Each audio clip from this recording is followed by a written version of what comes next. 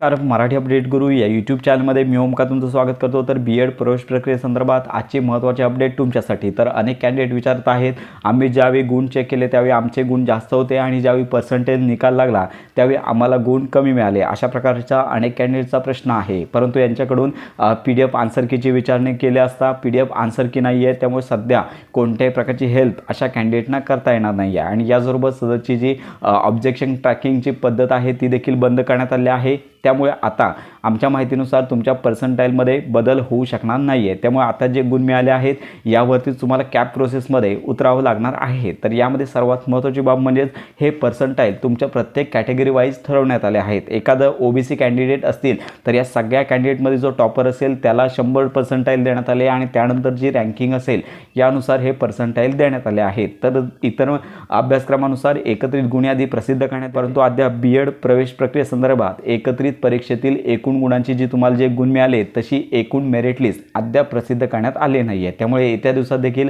आता चान्सेस म्हणजे शक्यता कमी आहे। त्यामुळे तुम्हाला जे पर्सेंटाइल मिळाले आहेत यावरतीच पुढची कॅप प्रोसेस होणार आहे। तर अशा प्रकारे बीएड प्रवेश प्रक्रियेसंदर्भात तुमच्या काही शंका असतील तर आपल्या कमेंट बॉक्समध्ये नक्की विचारा। व्हॉट्सअप ग्रुप, टेलिग्राम चॅनल यावरती देखील तुम्ही हेल्प घेऊ शकता। तर ही महत्त्वाची माहिती इतरांपर्यंत नक्की शेअर करा।